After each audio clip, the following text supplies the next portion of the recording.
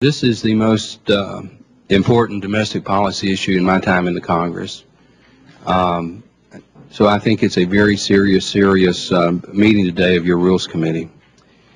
I've got a statement that I'll put in the record, but what I really want to emphasize is that I hope whatever you and your wisdom decide to do, that you put up some sort of a rule that is based on regular order. So I want everybody to understand, if in fact a decision is made by your leadership to pass this under what is called the self-executing or the demon pass, you're going to have a vote, or you're not going to have a vote on a bill that passed the Senate on Christmas Eve. It comes to the House, and if the rule is passed, it is deemed that it is passed, and there will be no vote, no debate on the substantive policy differences between the House and the Senate. Now, I am told that on its own, the bill that the Senate passed would not pass the House because there's not a majority, there's not 216 votes in your conference to pass it. So, we start off, if that's the way you guys decide to do it, we start off with deeming something passed that nobody in the House really gets to debate or have an up or down vote on. And then we debate perfunctorily, maybe an hour, maybe 2 hours, I don't know how much time for debate, a reconciliation package that the only people that have really seen it in depth are those distinguished members of the rules of the Budget Committee. And since 1983, which is the year before I got elected, the Senate has only one time accepted a reconciliation package that came out of the House first. So, if the last 30 years are relevant, you're probably not going to get the Senate to agree to the changes that have been made in reconciliation. And if that happens, Madam Chairwoman, what you're going to have is the President is going to sign a bill that the House never voted on, up or down. The Senate passed on Christmas Eve, and it makes revolutionary changes in the way our healthcare system has heretofore been done. Now, it doesn't have to be that way. You know, you don't have to be a partisan Republican or a partisan Democrat to know that there are legitimate differences and that we need to try to alleviate those differences. You know, the Speaker of the House could appoint Mr. Waxman, Mr. Miller, Mr. Levin, whoever else on the majority side. Mr. Boehner could appoint, you know, 1/3 of the Republicans. We could go to conference with the Senate. And again, you can freeze the Republicans out.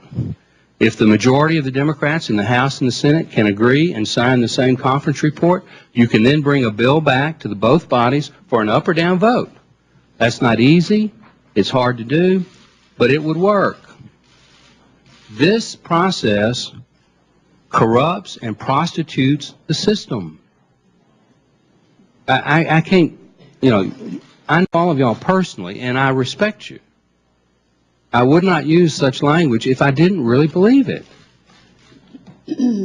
We are about to unleash a cultural war in this country if we use this process and don't allow the legitimate differences to be debated and hopefully moderated and compromised.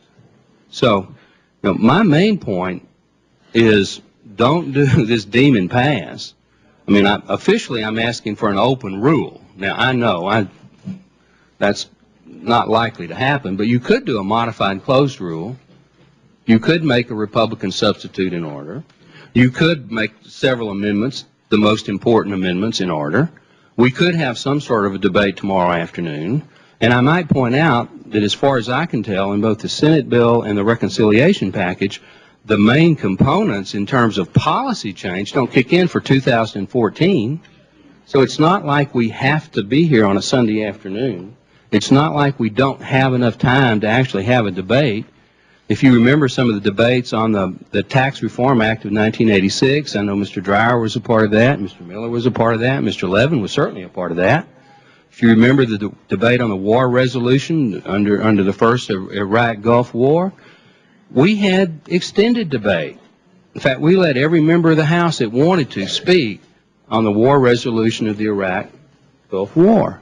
So, Madam Speaker, I could go through the substance, but you know, we have a number of amendments that myself and members of the Energy and Commerce Committee are offering. I would hope at a minimum those amendments would be made in order to kick out some of the special deals that were put in for various states and localities.